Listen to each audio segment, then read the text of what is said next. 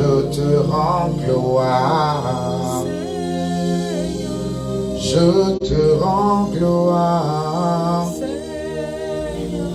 Je te donne gloire pour la vie que tu m'as donnée. Je te rends gloire. Je te rends gloire.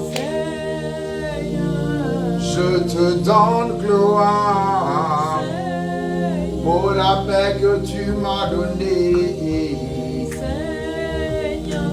Je te rends gloire.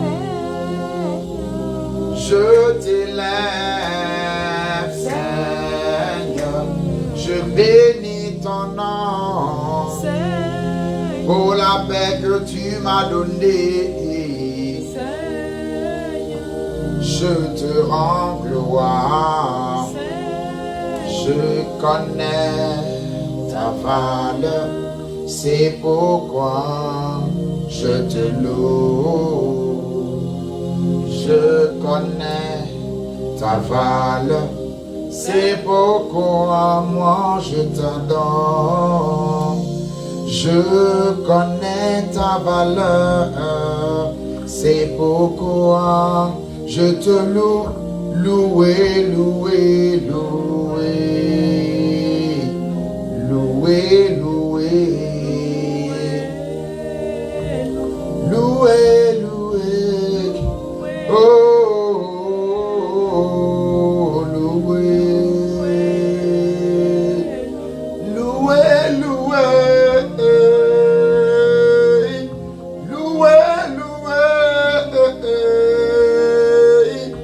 loué, loué, loué, oh, loué. Tu t'appelles Emmanuel, je veux te louer. Tu t'appelles Adonai, je veux te louer. Ton nom c'est Jéhovah, je veux te louer.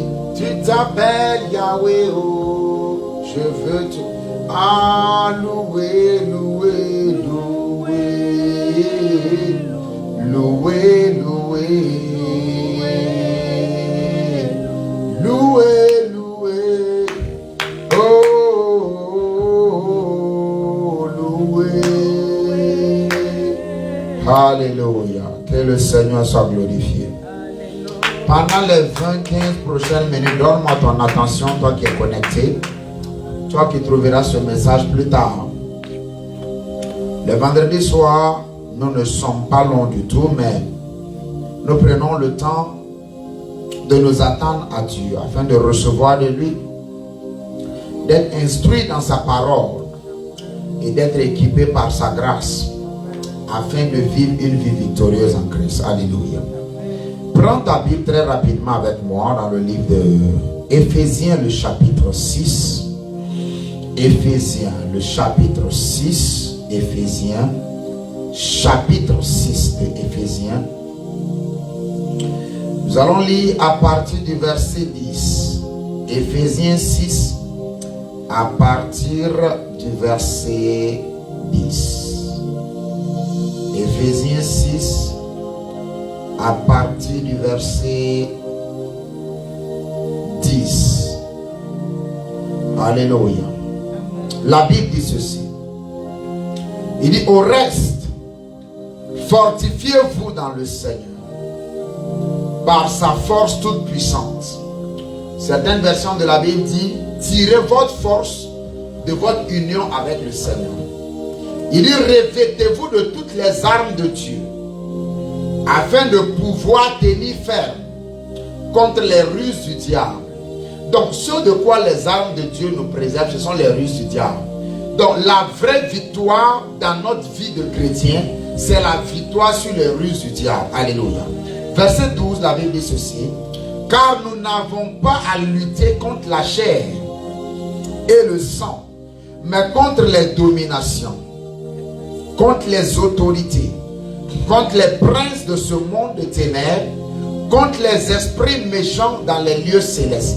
Cette phrase, c'est déjà une délivrance pour quelqu'un. pour te dire que tu n'as pas à combattre contre les êtres humains. Tu n'as pas à affronter les êtres humains. Il dit en réalité, la vraie bataille, c'est contre les dominations, contre les autorités, contre les princes de ce monde de ténèbres et contre les esprits méchants dans les lieux célestes. Verset 13, il dit ceci.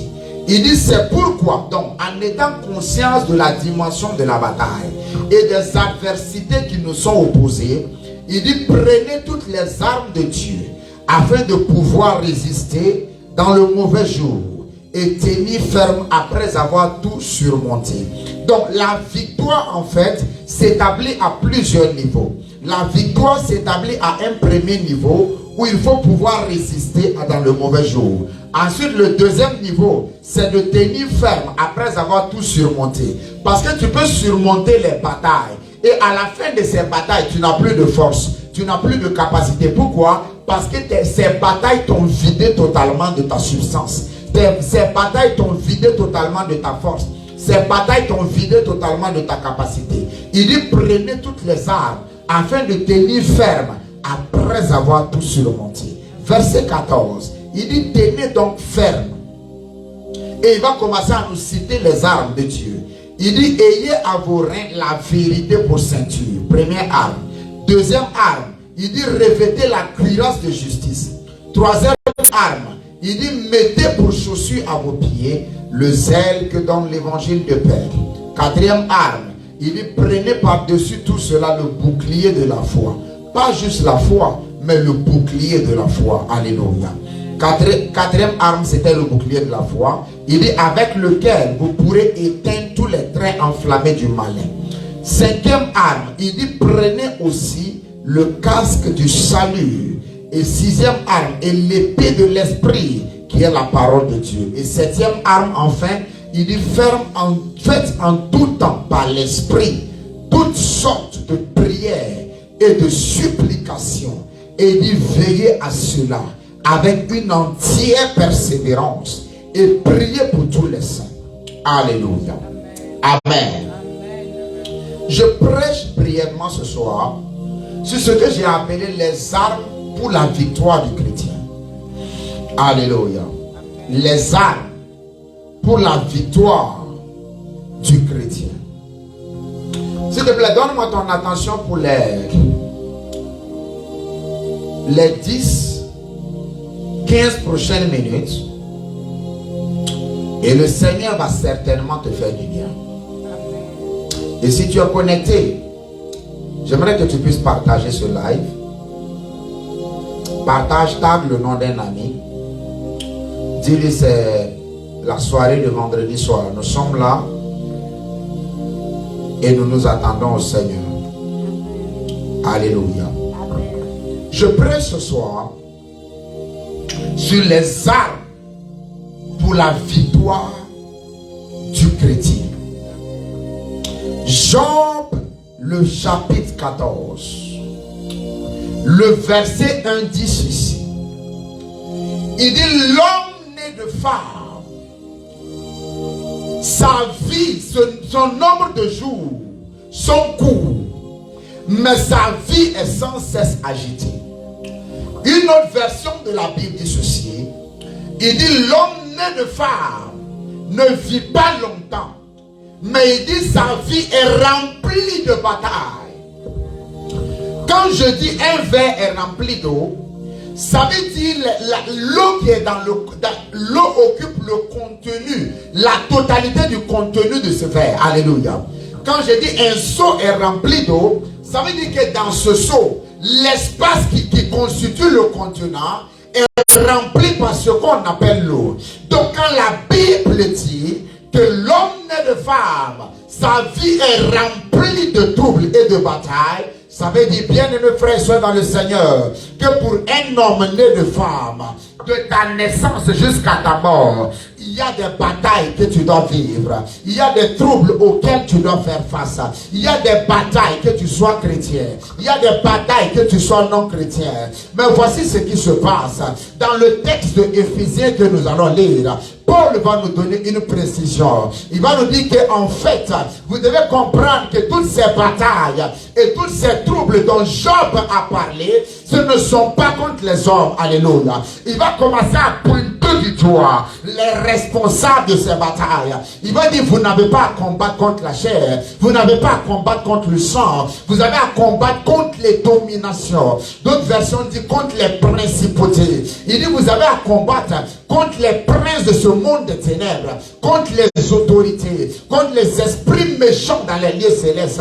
Paul va nous préciser les adversaires contre qui nous combattons. Il va nous donner plus de lumière sur les batailles de nos vies pour te faire comprendre que ton problème ce n'est pas ton mari, que ton problème ce n'est pas ta femme, que ton problème ce n'est pas ton patron au boulot, que ton problème ce n'est pas ton voisin qui te fâche tous les jours, que ton problème ce n'est pas ton enfant qui n'écoute pas, que ton problème ce n'est pas ton père qui t'a renié, que ton problème ce n'est pas ta maman qui te combat, que ton problème ce n'est pas ton frère ou ta soeur qui est jaloux. Il dit derrière les hommes il y a des entités spirituelles. Je suis venu prier pour toi ce soir afin qu'après cette soirée par la grâce de Dieu, la capacité divine qui donne aux hommes de commander des résultats surnaturels, qu'elle soit arrivée sur ta vie au nom de Jésus, qu'elle soit déposée dans ta vie au nom de Jésus, qu'elle soit déposée dans ta vie au nom de Jésus. La grâce pour marcher, pour établir la victoire de Christ, qu'elle soit ta portion au nom de Jésus. Quand tu me dis amen, eh bien, cette chose arrive à toi. Alléluia. Maintenant, Paul nous enseigne, Paul, que Dieu le bénisse. De là où il est, que le Seigneur le bénisse. Paul nous enseigne. Il dit en fait, il y a des armes que vous devez avoir. Il y a des armes. Il dit, vous n'avez pas à combattre contre la chair et le sang. Mais voici une catégorie d'armes que vous devez avoir. Et il dit maintenant, revêtez-vous de ces armes afin de tenir ferme contre les ruses du diable. Alléluia. Je vais parler juste peut-être d'une arme ou de deux armes aujourd'hui. Et on va développer dans les prochaines séries. Mais j'aimerais que s'il te plaît, tu m'écoutes attentivement. Dieu va te faire du bien. Il a parlé de 7 armes. Et je vais commencer par la 7e arme ce soir. Il a dit la prière. Il dit faites en tout temps toutes sortes de prières. Il dit veillez à cela avec une entière persévérance. Il dit veillez à cela avec une entière persévérance. L'une des armes, l'une des 7 armes que Paul par l'esprit nous a mis à notre disposition, c'est la prière. Alléluia. Bien-aimés frères et sœurs dans le Seigneur, j'ai parlé de la prière dans des séries précédentes, dans des messages précédents. Et j'ai dit, vous savez, Jésus le Fils de Dieu, né de Dieu, fait Dieu fait chair, pleinement Dieu et pleinement homme. L'un des succès de son ministère, l'un des secrets de sa réussite, la Bible dit chaque fois, pendant longtemps avant le lever du jour, Jésus-Christ, le Fils de Dieu original, se levait et il allait il se retirait seul pour prier. Donc si la victoire de la vie de Jésus est basée sur la prière, lui qui est le Fils original de Dieu, qu'est-ce que c'est que nous les fils adoptés? Qu'est-ce qu'il nous faut croire que nous les fils adoptés, on peut s'en sortir dans la vie chrétienne sans la prière? Aujourd'hui, l'église est motivée. Quand on dit on se réunit pour faire agapé et manger. Aujourd'hui, l'église est motivée. Quand on dit on se réunit, il y a baptême, après on va manger, on va partager un repas, l'église est motivée. Aujourd'hui, l'église est motivée. Quand on dit on invite un chanteur, il va venir chanter, il va venir, on va danser, on va se distraire, l'église est motivée. Mais à partir du moment où on dit, peuple de Dieu, tenez-vous debout, on va prier. Les gens sont lourds, ils traînent les pieds, ils ne veulent pas prier. Ils ne prient pas à la maison, ils ne veulent pas prier à l'église. Quand tu dis peuple de Dieu priant, non, ils ne sont plus intéressés. Quand tu prêches sur la prière et que tu dis il faut prier, les gens ne sont pas intéressés. Les gens veulent que tu prophétises sur leur vie. Ils veulent juste que tu prophétises. Les gens ont pris les pasteurs aujourd'hui comme des marabouts. Ils viennent juste voir Dieu pour des solutions. Ils ne veulent pas Dieu pour une relation. Alors que le Dieu que nous servons veut de nous une relation afin qu'il soit continuellement en mesure de nous bénir et de nous rendre un représentant fidèle dans notre marche avec lui. Alléluia. Il veut que nous soyons en relation avec lui, afin que nous soyons des canaux de la diffusion de sa gloire, de la manifestation de sa gloire, des canaux, des agents qui vont révéler sa gloire à notre monde. Et cela ne peut se faire qu'au travers de la relation. Et la relation ne peut s'établir et perdurer que par le canal et l'instrumentalité de la prière. Yes. La prière, bien aimé, c'est une arme que la Bible nous donne. Et Jésus va donner une parabole à ses disciples. Et il va dire le seul but de cette parabole, c'est pour que les hommes prient. Et qu'ils sans cesse. Et qu'ils ne se relâchent point. Donc si tu as un esprit, tu peux ne pas prier. Si tu as un esprit, tu peux te passer de là. Mais à partir du moment où tu es un homme, la Bible dit, tu dois prier sans te relâcher. Dieu ne priait pas. Mais quand Dieu s'est fait chair, quand la parole s'est fait chair, Jésus priait. Alléluia. Quelle est la mission de la prière? La première mission de la prière, bien aimés frères et sœurs dans le Seigneur, se trouve dans Luc. Alléluia.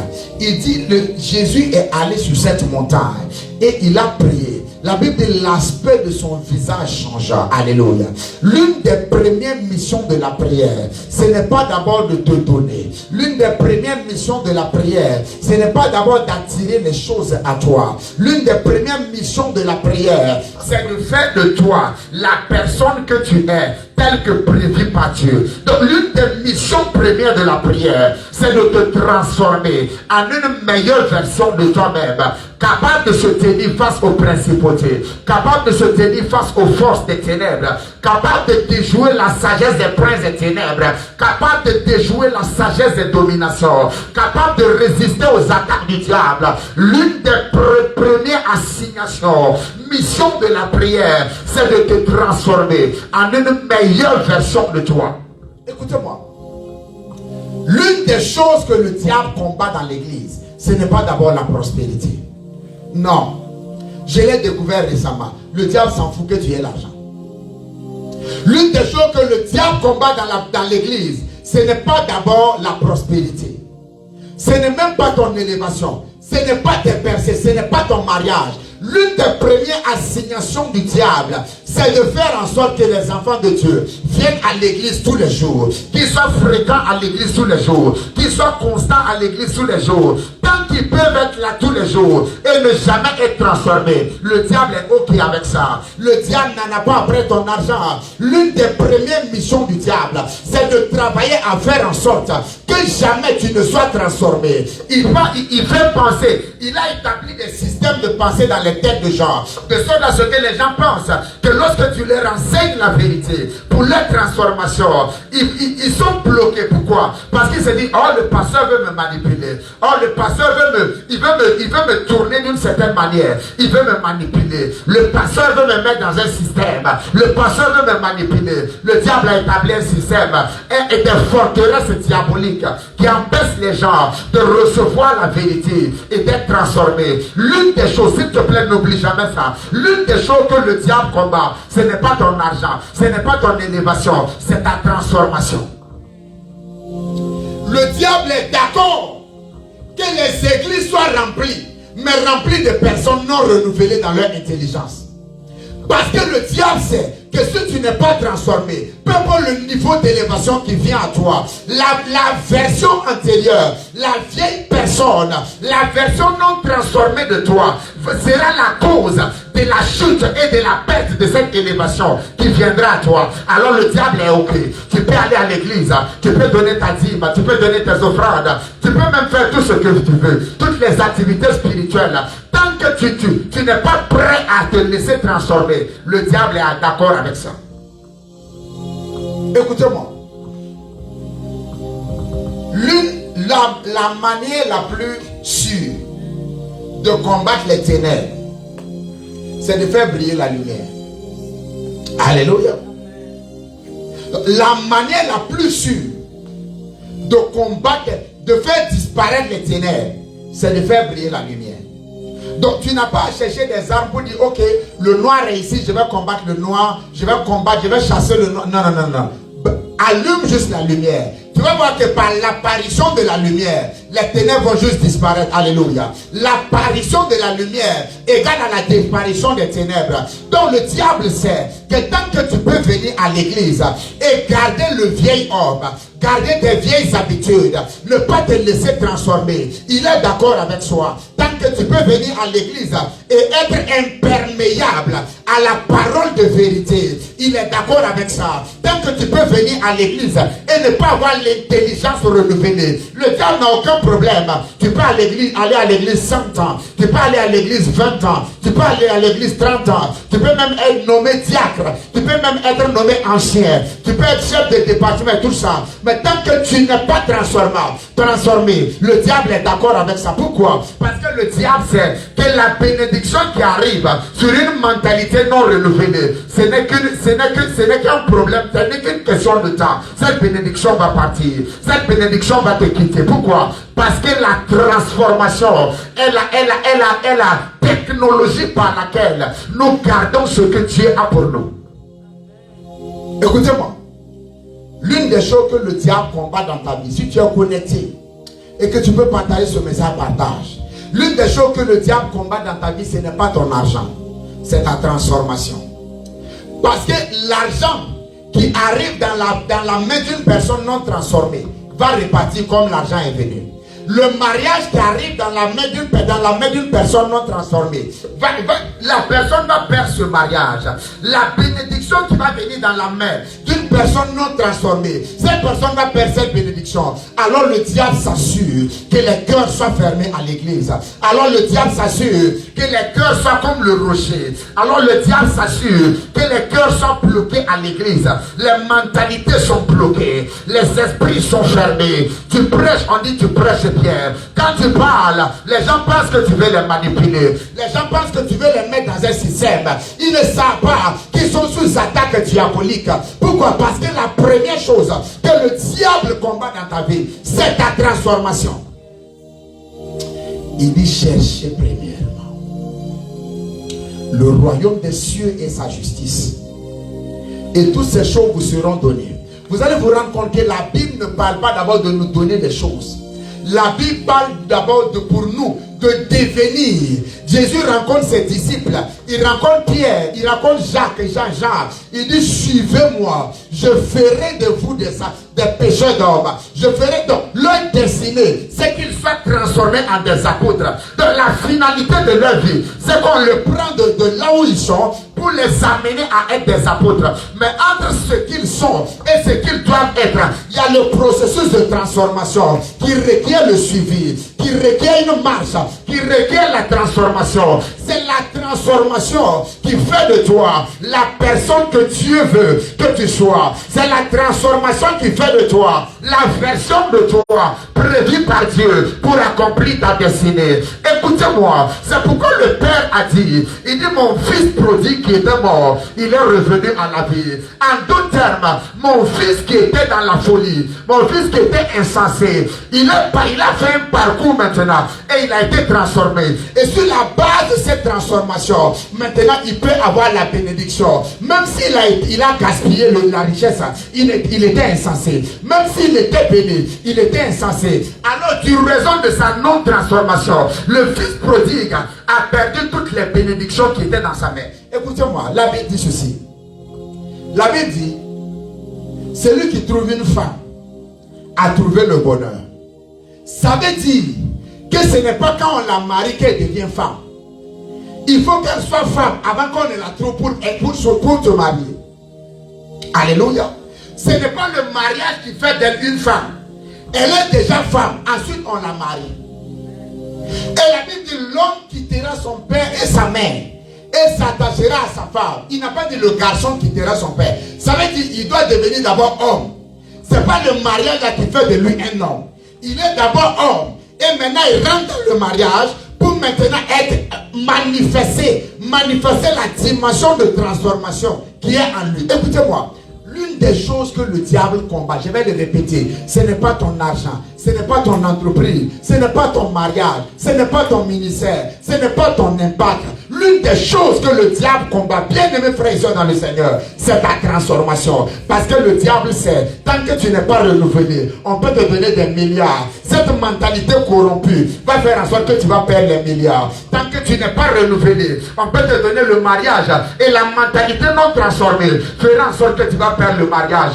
Si tu n'es pas transformé, les foules peuvent venir remplir ton église par milliers, par dizaines de milliers. La mentalité non renouvelée, la mentalité de ta tribu d'origine fera en sorte que cette bénédiction, cette croissance soit neutralisée. Pourquoi? Parce que lorsque tu es transformé, écoutez-moi, quand tu es transformé, tu ne fais plus d'efforts. Mais quand tu n'es pas transformé, malgré tous tes efforts, ça sera des luttes et des batailles. Donc le premier défi pour un chrétien, c'est la transformation. Et dans Éphésiens 6, 10 à 17 que nous avons lu, l'une des armes, des 7 armes que Paul a mis à notre disposition par l'Esprit, c'est la prière. Et la prière, l'une des choses que la prière fait, la prière te transforme. La prière transforme la personne colérique que tu es en une personne douce et patiente. La prière transforme la personne impatiente que tu es en une personne calme et patiente. La prière transforme la personne. Écoutez-moi. Chaque être humain, chaque homme, chaque femme est traçable à une tribu et à une culture. Est-ce que vous êtes d'accord avec moi? Chaque homme et chaque femme est traçable à une... On peut la rattacher, cette personne, à une tribu et à une culture. Est-ce que vous voyez? Donc la transformation ainsi, la transformation à l'image de Christ, lorsque une personne est véritablement transformée, dans sa marche et dans sa manière d'agir, quand tu la regardes, à part les signes physiques, tu ne peux plus la tracer à une tribu quelconque, à une culture quelconque. Si on peut te regarder, on dit tel que tu agis, tu es un vrai aussi. C'est que tu n'es pas encore bien transformé. Si on peut te regarder, on dit tel que tu agis comme les gourous là-bas. C'est que tu n'es pas encore transformé. Si on peut te regarder, on dit toi, tu es un vrai sabot. Alors que tu as Christ, ça veut dire que ta transformation n'est pas complète. Écoutez-moi, le défi que le Saint-Esprit a, le défi que Dieu a avec les hommes, ce n'est pas d'abord de donner les choses, c'est la transformation. Alléluia. En Psaume 78, le verset 41, la Bible dit ceci, il dit les enfants d'Israël ont limité Dieu dans le désert. Bien aimé, je me suis posé la question, Dieu tout-puissant, El Shaddai, Dieu tout-suffisant, qui a créé les cieux et la terre, comment un homme peut limiter Dieu? Mais la Bible dit, quand Dieu dit aux enfants d'Israël, allons à gauche, ils vont à droite. Quand il dit allons à droite, ils vont à gauche. Pourquoi? Parce que les hommes n'étaient pas transformés. Alors Dieu avait la terre promise pour eux. Et ils n'ont pas pu rentrer dedans. Parce que Dieu s'attendait qu'ils soient transformés afin de posséder cette terre promise. Ils sont sortis d'Égypte, mais l'Égypte n'est pas sortie d'eux. Alors l'Égypte qui était en eux, comme ils n'ont pas été transformés, malgré qu'ils soient sortis physiquement du territoire, le territoire, la mentalité de l'Égypte était en eux. La manière de penser de l'Égypte était en eux. La manière de voir, de percevoir de l'Égypte était en eux. Et cette chose les a enterrés tous dans le désert. Ma main tendue vers toi, je prie pour toi ce soir. La grâce pour être transformé et rentrer dans ta destinée véritable, qu'elle te soit accordée au nom de Jésus. Qu'elle te soit accordée au nom de Jésus. Qu'elle te soit accordée au nom de Jésus. Quand tu me dis Amen, cette grâce arrive à toi. Je vous dis la vérité. Parce que voyez-vous, quand le diable vient à toi, il vient à toi avec quelque chose que tu aimes déjà. Hein? Oh yes. Je l'ai dit le dimanche passé, on ne peut pas tenter quelqu'un qui aime l'argent avec les femmes. Parce que ça ne va pas marcher. Il aime l'argent, il n'aime pas les femmes. Est-ce qu'on est d'accord? Donc, si tu n'aimes pas l'argent, on ne peut pas te tenter avec l'argent. Si tu n'aimes pas les femmes, on ne peut pas te tenter avec les femmes. Si tu n'aimes pas si tu n'es pas cupide, donc quand le diable vient, il vient chercher le niveau où tu n'es pas transformé. Il vient chercher l'aspect de ta vie où tu n'es pas transformé. Et il va tailler une arme. Il va forger une arme à la dimension de C'est ta non-transformation. Je prie pour toi. Par la grâce de Dieu ce soir, quelque chose va venir sur toi. Afin que toute arme qui a été forgée contre toi, que tu puisses tenir ferme au nom de Jésus. Que tu puisses résister au nom de Jésus. Que tu puisses tenir ferme au nom de Jésus. Ta vie ne sera pas détruite. Ton ministère ne sera pas écourté. Ton impact ne sera pas arrêté. Ta destinée ne sera pas court-circuitée. Ton amen valide ma déclaration. Alléluia. Oh yes. Le premier, l'une des choses que la prière fait de nous, c'est de nous transformer. C'est de nous transformer. Souvent tu pries, tu ne vois pas de résultat. Souvent tu pries, tu parles en langue. Le diable vient te dire, mais quelle est cette langue? Est-ce que toi-même tu comprends? Le diable te fait penser que tu es en train de dire n'importe quoi. Il ne faut pas l'écouter. Prie, prie, prie, prie. Nous sommes dans le temps de la fin, bien-aimés. Les chrétiens qui vont tenir sont des chrétiens qui prient. Pas juste des chrétiens qui vont à l'église. Vous vous rendez compte que les chrétiens aujourd'hui n'aiment pas la prière. Alors que Jésus, Fils de Dieu original, l'un des secrets de son succès, c'est la prière. Si lui, le Fils de Dieu original, était obligé de prier pour réussir sa mission, qui es-tu, toi et moi, qui sommes juste des fils adoptés, qui sommes des fils et nous ne prions pas? On ne peut pas ça. Écoutez-moi, un chrétien qui ne prie pas, c'est un chrétien qui a échoué déjà sa marche. Oh yes. L'homme de Dieu peut prier pour toi. C'est très important. Une servante de Dieu peut prier pour toi. C'est très important. Mais il y a un quota de prière pour ta destinée qui t'est assignée. Si tu n'as pas rempli ce quota, les autres prières sont là. Mais si tu manques de remplir à ce quota de prière, tu peux ne pas voir ta destinée s'accomplir. Oh yes. Et Paul va nous dire en Éphésiens 6 que j'ai lu. Il dit en fait, vous devez comprendre que nos ennemis, c'est les dominations, c'est les autorités, c'est les princes du monde des ténèbres et c'est les esprits méchants dans les lieux célestes. Donc la prière, à part la transformation, la prière c'est un canal de transport des réalités divines dans le monde physique. La prière, c'est un canal de transport des réalités divines dans le monde physique. Écoutez-moi, lorsque vous lirez le livre de Daniel, la Bible dit que Daniel a découvert par les livres que la captivité d'Israël devait s'arrêter après 70 ans. Alors Daniel est rentré dans un temps de jeûne et de prière. Quand il a commencé à jeûner et à prier, la Bible dit qu'il a jeûné et prié 21 jours. Et le 21e jour, la Bible dit un ange est venu. Et l'ange a dit, depuis le premier jour où tu t'as décidé de prier et de comprendre, il dit j'ai été envoyé par Dieu. Il dit mais sur le chemin, j'ai été arrêté dans les airs, pareil dans les lieux célestes, par un esprit qu'on appelle le prince de Perse. Alléluia. Il dit mais ton insistance a fait que Dieu a envoyé du renfort. L'ange Michael est venu et il m'a secouru pour que je vienne. Écoutez-moi, ton exaucement peut être bloqué là-bas lorsque ta prière n'est pas consistante.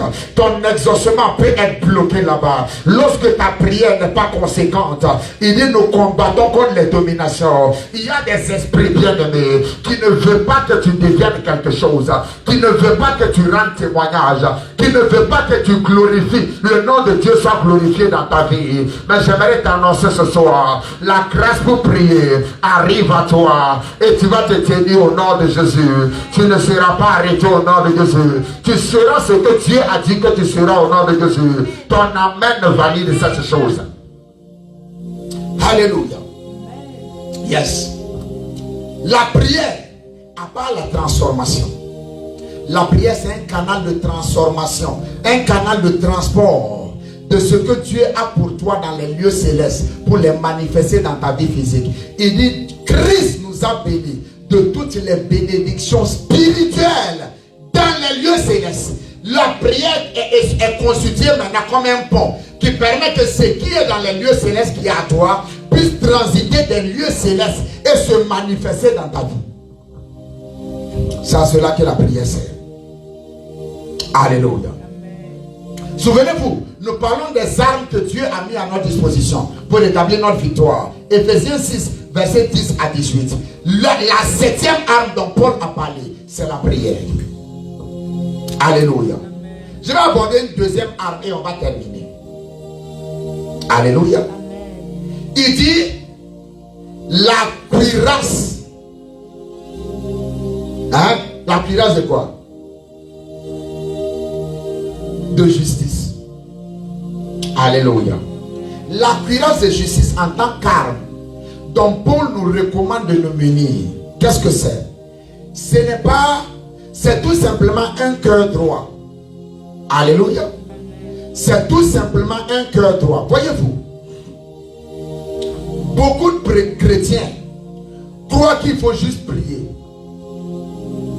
Beaucoup de chrétiens croient qu'il faut juste aller à l'église.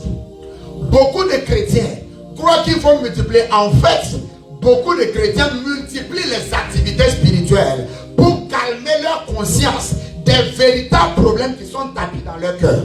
Oh oh.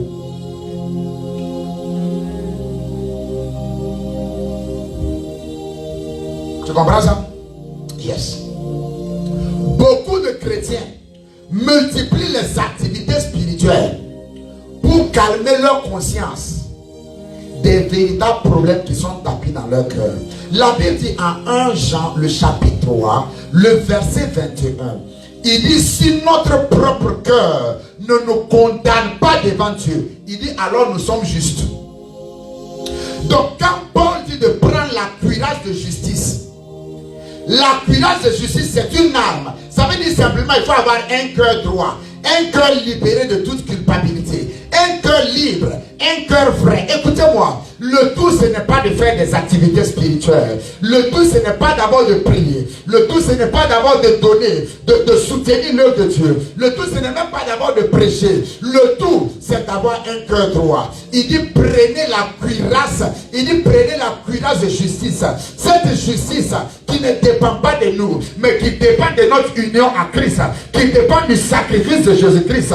Cette justice qui fait en sorte, il dit approchez-vous du trône de la grâce avec une pleine assurance. Beaucoup viennent dans la place de la prière, mais viennent avec un cœur rempli de culpabilité. C'est une prière que tu as déjà échoué d'avance. Oh yes. C'est ce qui dit la cuirasse de justice. Alléluia. C'est une arme que quand tu vas dans la présence de Dieu, la Bible est claire. 1 Jean le chapitre 3, le verset 21. Il dit si notre cœur ne nous condamne pas, alors nous sommes juste devant Dieu. Ça veut dire quoi? Ça veut dire que je peux aller prier pendant 5 heures. Je peux aller prier pendant 6 heures. Mais mon propre cœur me condamne. Et maintenant Dieu regarde. Alors que la Bible dit Jésus est, quand viendront le vent et la tempête, donne-moi de résister. Alléluia. Donc quand l'apôtre Paul dit de prendre la cuirasse de justice, il est en train de dire tu dois aller devant Dieu dans la prière, dans ta marche quotidienne, dans la vie quotidienne, même à l'église, que ce soit hors de l'église. Quand tu marches, tu dois avoir cette certitude que tu es un enfant de Dieu, que tu es injuste. Et la conviction de cela permettra que ta marche soit réglée, permettra que certaines paroles ne peuvent pas sortir de ta bouche, permettra que certains endroits tu ne peux pas les fréquenter, permettra que certaines affaires tu ne peux pas mettre ta main dedans. Pourquoi? Parce que dans ton cœur il y a cette certitude que tu es un enfant de Dieu. Écoutez-moi, laissez-moi vous donner quelque chose. Quand tu as 2 enfants, d'accord, tu as 2 enfants, l'un est très obéissant. Quand il est très obéissant, quand il veut te demander quelque chose, il est à l'aise. Alléluia. Parce qu'il est obéissant. Il ne se reproche rien, il est obéissant. Il vient, à la limite, c'est comme de l'impolitesse. Il vient, ah papa, donne-moi ça. Ah maman, donne-moi ça. Il est à l'aise avec toi. Et maintenant, tu as un autre qui est désobéissant. Quand tu dis allons à gauche, il va à droite. Quand tu dis viens ici, il part. Quand tu dis debout, il s'assoit. Quand tu dis lève-toi, il s'assoit. Quand tu dis assieds-toi, il se lève.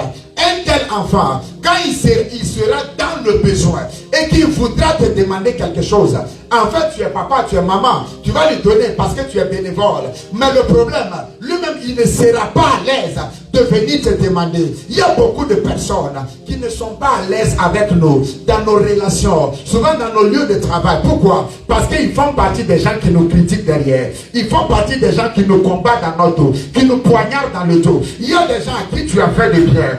Tu ne comprends pas pourquoi ils ne sont pas à l'aise avec toi. Ils n'arrivent, à peine s'ils arrivent à te regarder dans les yeux. Pourquoi? Parce qu'ils font partie des gens qui te poignardent dans le dos. Écoutez-moi, lorsque ton cœur est pur, lorsque ton cœur accepte une personne ou une entité, tu seras à l'aise avec cette chose.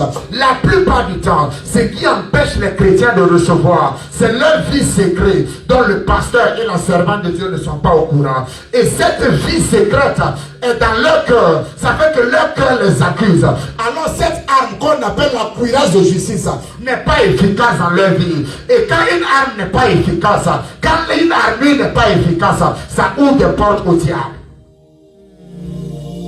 Ah, j'espère que je prêche à quelqu'un ce soir. J'espère que je prêche à quelqu'un ce soir.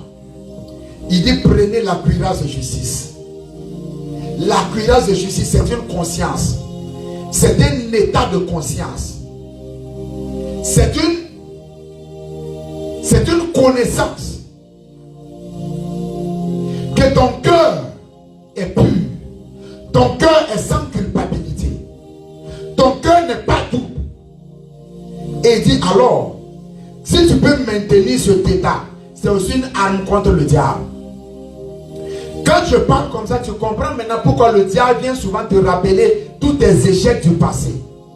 Tu peux être appelé à servir le Seigneur. Tu as donné ta vie à Jésus. Tu es une nouvelle créature. Mais à chaque fois, le diable vient te mettre des souvenirs. Souvent, tu es assis, tu es assise. Tu te rappelles des choses que tu as fait dans le monde pendant que tu n'étais pas encore converti. Pourquoi? Parce que le diable cherche à enlever cette armure. Il cherche à faire en sorte que la culpabilité soit établie dans ton cœur. Il cherche à faire en sorte que ton propre cœur te condamne.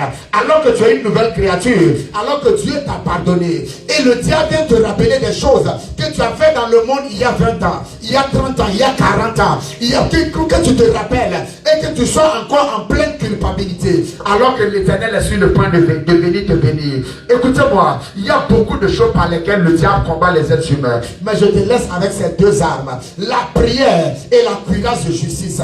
Il dit la cuirasse de justice, c'est de faire en sorte que pendant que tu es en train de prier, pendant que tu es dans la présence du Seigneur, pendant que tu es adonné aux activités spirituelles, que ton cœur soit pur, que ton cœur soit débarrassé de toute culpabilité, que ton cœur ne soit pas à être en train de se remémorer des choses desquelles Dieu t'a déjà pardonné. Parce que c'est ce que le diable va tenter de faire, afin de prendre cette armure de toi, cette armure qu'on appelle la cuirasse de justice.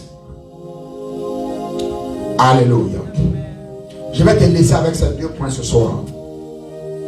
Et on continuera cette série le vendredi prochain. Ma prière pour toi, c'est que dans le nom de Jésus, toutes les armes mises à disposition, que par le Saint-Esprit à partir de cette nuit, tu sois conduit et conduite afin de t'armer visiblement, afin de t'armer puissamment pour être un vainqueur et une vainqueur au nom de Jésus-Christ de Nazareth. J'aimerais prier pour toi. Si dans l'environnement de ta vie, l'ennemi avait établi une attaque, avait programmé une attaque, alors que je prie pour toi, je déclare que ça soit annulé au nom de Jésus. Je prie que toute arme qui a été forgée contre ta vie, contre ta maison, contre ton foyer, contre ton ministère, contre cette église, contre l'impact et l'influence de nos vies, contre tes finances, que ces armes soient nulles et sans effet au nom de Jésus. Que ces armes soient nulles et sans effet au nom de Jésus. Que ces armes soient nulles et sans effet au nom de Jésus. Ton amen valide cette déclaration. Que Dieu vous bénisse, que sa grâce soit sur vous. Écoute ce message et réécoute-le en priant. Tu vas recevoir quelque chose de Dieu. Que le Seigneur vous bénisse et que sa grâce soit sur vous. À nous revoir dimanche et vendredi prochain par la grâce du Seigneur.